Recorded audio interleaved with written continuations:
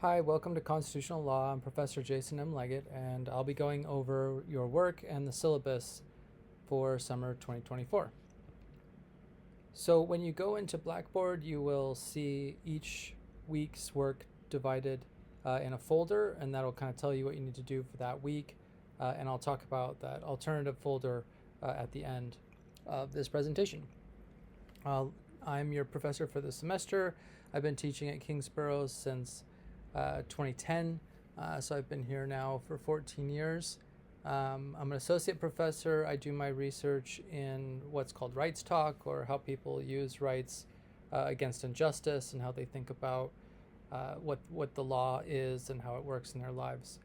I also teach the courts class, judiciary, and sometimes I'll teach the Intro to Criminal Justice class. And finally, I'm also the director of the Center for Civic Engagement here. So if you have questions about that, be sure to let me know. Best place to email me is jason.leggett@kbcc.cuny.edu.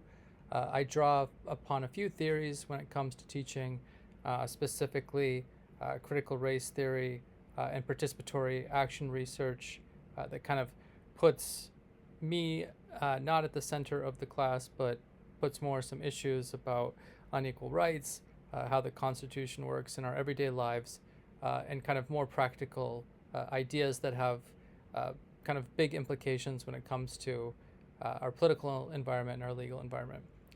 I also try to make sure that I provide a space where everybody is contributing to the production of knowledge, and it's not just a one-way street from me to you, but also you get to bring in some of your ideas.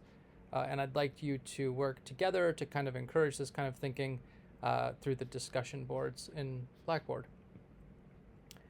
I think it's important in this day and age, although people probably should have been doing it before this, but I think it's important to be able to identify that there are biases in the system. You'll read about some of those biases in Unit 1, and then you'll see the perspectives of people of color as they deal with those biases and those inequities that are built into the system, and that aren't just coincidental or accidents, but they're actually products of a system that's designed to intentionally discriminate, and kind of how there's been resistance and how people have started to think about that differently. Again, a lot of that comes from the research from critical race theory and critical legal studies, if you're interested in kind of learning more about that work and what people have done, and kind of how that might work in your own life. But also just understanding that law is not neutral, right? That the people who are involved in the legal system have agendas, they have things that they're trying to get accomplished, and that the kind of original design of the United States Constitution was not one of equality, but was one of inequality, and kind of just understanding that frame is important when you're taking a class like this, because it might upset some of those ideas that you came into the classroom with, that maybe you didn't know this, maybe you did.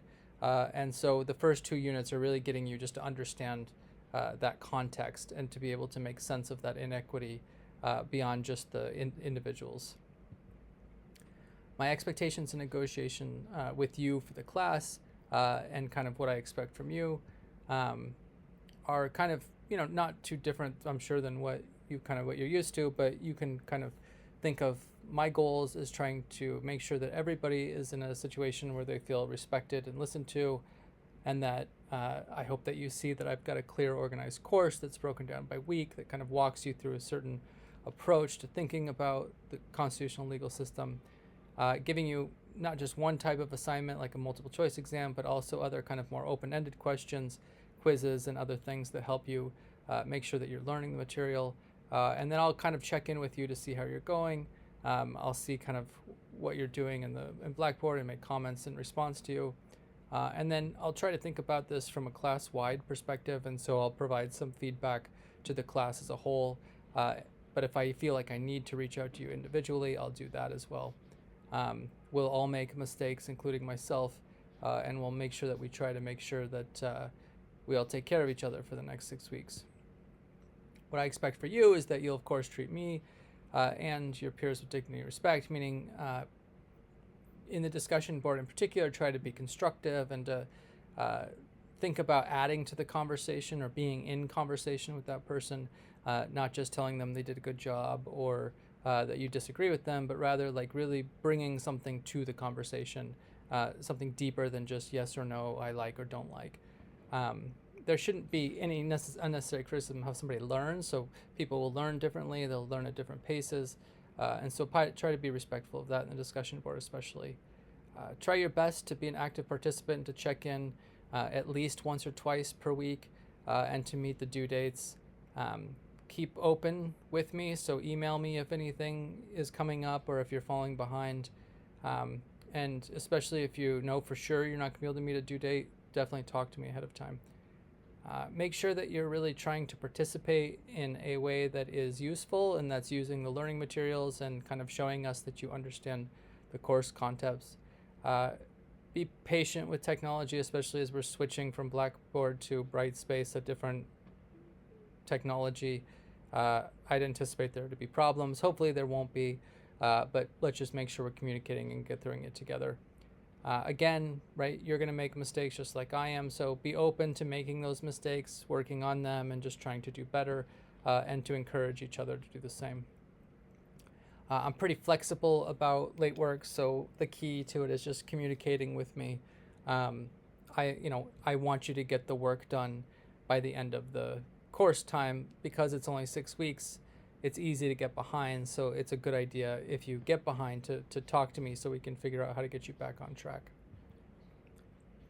If you think about grading as a point system, then you'll kind of look at these assignments, and each are worth up to a total of points, so you can get a 7, 5, right, whatever.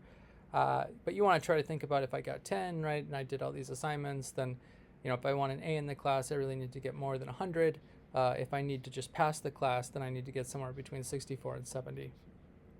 And so you'll see this is broken down in some assignments, some discussion boards, quizzes, and the final exam. These are two sets of learning outcomes that you need to be thinking about, things that you should be able to do by the end of this course. You should be able to explain how the systemic contradictions influence interpretation of the United States Constitution. That'll be explicitly in the 4th section. You'll describe how judges interpret constitutional text to maintain the system over both individual liberty and social good. That you should learn in Unit 1 and 2, and then be able to apply that to Unit 3, be able to show where the case does that. You'll be able to see how formal legal rules don't always work for social change. In fact, most of the time they work against social change.